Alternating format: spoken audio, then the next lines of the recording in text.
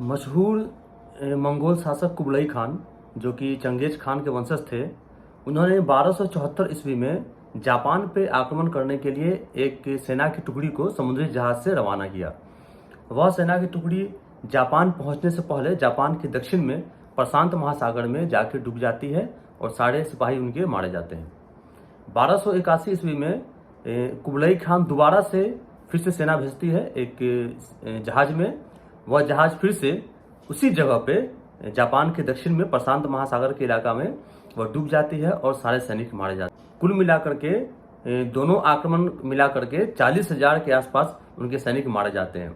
इसके बाद Kublai Khan ने जापान पे आक्रमण करने का इरादा छोड़ दिया। सन 1800 ईस्वी के आसपास जापान के दक्षिण में प्रशांत महासागर के उसी क्षेत्र में, जिस क्षेत्र में यह घटना घटी थी कुबलई खान के सैनिकों के साथ, उसी क्षेत्र में एक औरत को एक जहाज चलाते हुए देखा जा रहा था। ये काफ़ी मशहूर था वहाँ पे उस वक्त के ज़माने में, काफ़ी लोगों ने उसे देखा था। वो एक कहानी बन चुकी थी वहाँ पे। उसके बाद की एक घटना है अगस्त 1945 की। एक पायलट शिरो कावामोतो अपनी जहाज लेकर के जब उसी क्षेत्र को जापान के दक्षिण में जो प्रशांत महासागर का क्षेत्र है, उसी क्षेत्र से जब गुजर रहे थे, तो अचानक से उन्हें आसमान में कुछ दिखा और उन्होंने वायरलेस मैसेज जारी किया कि आसमान में कुछ हो रहा है, आसमान फट रहा है। ये उनके आखिरी अल्फाज थे। उसके बाद उनके जहाज का कुछ भी पता नहीं चला, कोई ट्रेस नहीं मिला उनके जहाज का। इतना ही नहीं दोस्तों, सेकेंड वर्ल्ड वॉर के वक्त 1940 के बाद जापान के कई सारे मिलिट्री जहाज जो थे वह इसी क्षेत्र में जाकर के वह गायब हो गए, उनका कोई ट्रेस नहीं मिला। ये घटनाएं काफ़ी ज़्यादा बढ़ चुकी थी उस क्षेत्र में। कहा जा रहा था कि लगभग 5 से ज़्यादा मिलिट्री जहाज और बहुत सारे मछुआरों के जहाज जो थे वह उस इलाके में डूब गए थे, उनका कोई ट्रेस नहीं मिल रहा था। 1940 से 1950 के बीच में ऐसी बहुत सारी घटनाएं वहाँ पे होती है, जिसके बाद जापान सरकार ने 1952 में 24 सितंबर 1952 को एक रिसर्च जहाज भेजा उस इलाके में जांच करने के लिए कि आखिरकार ऐसी घटनाएं यहाँ पे क्यों घट रही थी, क्योंकि वहाँ पे सैकड़ों उनके सिपाहियों की मौत हो चुकी थी और बहुत सारे मछुआरों की मौत हो चुकी थी। और ये घटनाएं काफ़ी पहले से होती आ रही थी, जैसा मैंने आपको एग्जाम्पल दिया है। जब वो जहाज जाती है, उस जहाज का नाम है कायो मारू नंबर 5। उस जहाज का नाम है कायो मारू नंबर 5। यह एक रिसर्च जहाज थी जिसे भेजा गया था। इस पे 31 लोग सवार थे ये पता करने के लिए कि वहाँ पे आखिरकार हो क्या रहा है। ये जहाज निकलती जरूर है, वहाँ पे जाती भी है, और उसके बाद इस जहाज का भी कोई ट्रेस नहीं मिलता है, कुछ भी पता नहीं चलता है। उसके बाद जापान सरकार उस जगह को डेंजर जोन घोषित कर देती है, वहाँ पे किसी भी प्रकार की रिसर्च को बैन कर देती है। तो इसी जगह को आज की डेट में जाना जाता है ड्रैगन्स ट्रायंगल के नाम से। ड्रैगन्स ट्रायंगल, या इसे ही कहा जाता है सी ऑफ डेविल। जी हाँ दोस्तों, आज हम बात करने वाले हैं ड्रैगन्स ट्रायंगल के बारे में। आपने बरमुदा ट्रायंगल के बारे में तो सुना ही होगा। अगर उसके बारे में जानकारी इकट्ठा करना चाहते हैं तो आप ध्रुव राठी की वीडियोस देख सकते हैं, उन्होंने बहुत अच्छे से उसे डील किया है।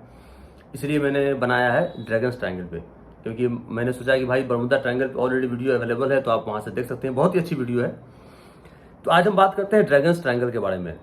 ये जो ड्रैगन्स ट्रायंगल है दोस्तों, यह बरमुदा ट्रायंगल से भी ज़्यादा खतरनाक है, क्योंकि मैंने जो आपको कहानियाँ सुनाई हैं, इसमें से लगभग कहानियाँ बिल्कुल सही है, बिल्कुल सच है। जापानी दंत कथाओं में ये कहा जाता है, मतलब पौराणिक कथाओं में ये कहा जाता है कि यहाँ समुद्र के तल में, समुद्र के नीचे एक ड्रैगन रहता है, समुद्री ड्रैगन। जब इसे भूख लगती है तो यह ऊपर जा रहे जहाज़ों को जाके निगल जाती है, खा जाती है बाहर निकल के। और इसी वजह से, इसी पौराणिक कथाओं को देखते हुए इसका नाम रखा गया था ड्रैगन्स ट्रायंगल। तो समझते हैं इसके बारे में, जानते हैं कि आखिरकार इसके पीछे रीजन क्या है, क्या कारण है इन घटनाओं के पीछे। यही नहीं दोस्तों, ऐसी और भी बहुत सारी घटनाएं यहाँ पे हो चुकी है, बहुत लंबी लिस्ट है। 1980 में एक टाइटैनिक से भी दुगनी साइज की एक जहाज वहाँ पे डूब जाती है, जिसमें लौह अयस्क लोड रहती है। 2002 में भी एक ऐसी घटना घटती है, 2012 में ऐसी घटना घटती है। कई सारे ऐसे जहाज, एरोप्लेन भी वहाँ पे डूबते हैं बिल्कुल साफ मौसम में, जब मौसम बिल्कुल भी खराब नहीं था, फिर भी वो वहाँ पे गायब हो जाते हैं, उनका ट्रेस नहीं मिल रहा है। तो आज हम इस वीडियो में समझेंगे दोस्तों कि आखिरकार इसके पीछे क्या कारण है। ये ड्रैगन्स ट्रायंगल में इतने सारे जहाज डूब रहे हैं, उनका कोई नामो निशान नहीं मिल रहा है, क्या रीजन है इसके पीछे। तो दोस्तों सबसे पहले तो हम समझते हैं कि यह ड्रैगन्स ट्रायंगल जो है ये है कहाँ पे। जापान के दक्षिण में जो प्रशांत महासागर का इलाका है, वहां पे यह ड्रैगन्स ट्रायंगल मौजूद है।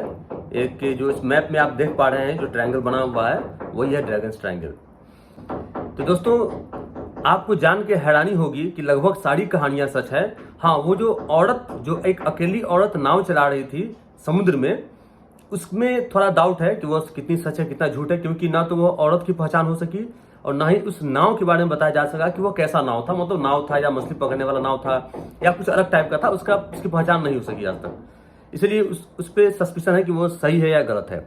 लेकिन जो कुबलई खान वाली जो घटना थी, उसके लिए जब सरकार ने रिसर्च किया, जापानी सरकार ने, जब गोताखोरों को वहां पे भेजा गया तो उन्होंने समुद्र के अंदर में कुबलई खान के जहाजों के अवशेष बरामद किए, उनके अवशेष वहां पे पाए गए हैं। तो ये बात बिल्कुल फैक्ट है कि कुबलई खान ने अटैक किया था, उसके जहाज वहां पे डूब गई थी। तो अब हम लोग जानते हैं दोस्तों कि इसके पीछे रीजन क्या है। ये जो ड्रैगन्स ट्रायंगल है, ये जो इलाका जो है जापान का दक्षिणी क्षेत्र, यह दरअसल पैसिफिक रिंग ऑफ फायर के अंडर में आता है। पैसिफिक रिंग ऑफ फायर जैसे आप मैप में देख पा रहे हैं, यह इलाका उसी के अंडर में आता है। एरो बना के आपको दिखाया हुआ है साफ साफ। रिंग ऑफ फायर क्या है दोस्तों, पहले इस बात को समझते हैं कि रिंग ऑफ फायर वैसा इलाका है, वैसा जोन है जहां पे ज्वालामुखी बहुत ही ज्यादा एक्टिव होती है, बहुत ज्यादा। यहाँ समुद्र के अंदर भी बहुत सारे ज्वालामुखी हैं, कुछ डोरमेंट है, कुछ बिल्कुल सोए हुए हैं और कुछ एक्टिव भी है। दूसरा कारण है वाइल्ड वर्टिसेस। कुल मिलाकर के पूरे पृथ्वी पे 12 वाइल्ड वर्टिसेस है। वाइल्ड वर्टिसेस किसे कहते हैं इसे समझते हैं पहले हम लोग। वाइल्ड वर्टिसेस वैसे इलाकों को कहा जाता है जहां पे इलेक्ट्रोमैग्नेटिक वेव या इलेक्ट्रोमैग्नेटिक डिस्टर्बेंस कह सकते हैं जिसे, वह बाकी इलाकों के कंपेरिजन में ज्यादा होती है। ये जो ड्रैगन्स ट्रायंगल है यह भी वैसे ही इलाकों में एक आता है, मतलब ये भी एक वाइल्ड वर्टिसेस का इलाका है। यहाँ पे इलेक्ट्रोमैग्नेटिक डिस्टर्बेंस जो है वह थोड़ी ज्यादा है। इस वजह से जो नाविक होते हैं या जो एरोप्लेन होता है कि जो पायलट होते हैं, उनका जो कंपास होता है वो कंपास काम करना बंद कर देता है या गलत डायरेक्शन दिखाता है। और तीसरा कारण है दोस्तों मीथेन हाइड्रेट्स। मीथेन हाइड्रेट्स की चर्चा जो है वह बरमूडा ट्रायंगल में भी की हुई है, वहां पे आप जाके देख सकते हैं। मीथेन हाइड्रेट्स से क्या होता है दोस्तों कि जब समुद्र के नीचे से मीथेन हाइड्रेट्स के बुलबुले निकलते हैं, जब ये गैस निकलती है तो जो बुआयंसी जो होती है, यानी कि जो कोई चीज जब पानी पे तैर रही होती है वो बुआयंसी के कारण तैर रही होती है। लेकिन अगर पानी का डेंसिटी अगर कम हो जाए, और डेंसिटी कैसे कम होगी, जब कोई नीचे से कोई गैस जब आती है, हल्की गैस, वो पानी की डेंसिटी को कम कर देती है, जिसकी वजह से वो जो नाव जो है वो नीचे की ओर डूबना स्टार्ट हो जाएगा। ये भी एक रीजन है। यहाँ के समुद्र के तल में मीथेन हाइड्रेट्स पाए जाते हैं। तो दोस्तों, इसी कारणों से ड्रैगन्स ट्रायंगल को एक बहुत ही खतरनाक इलाके में शुमार किया जाता है। और आज की डेट में भी जब कोई जहाज, समुद्री जहाज हो या फिर एरोप्लेन हो, यहाँ से गुजरती है, क्रॉस करती है, तो काफी कॉशियसली क्रॉस करती है। उन्हें एक रूल रेगुलेशन को फॉलो करना पड़ता है, तभी जाके वहां से वो क्रॉस करती है। मतलब कि वो इलाका खतरनाक है, ये वाकई में खतरनाक है। यहाँ पे ऐसी घटनाएं घटी हैं और रिंग ऑफ फायर में होने की वजह से तो ऐसे भी उस इलाके में जहाज बहुत ही कॉशियसली उड़ती है।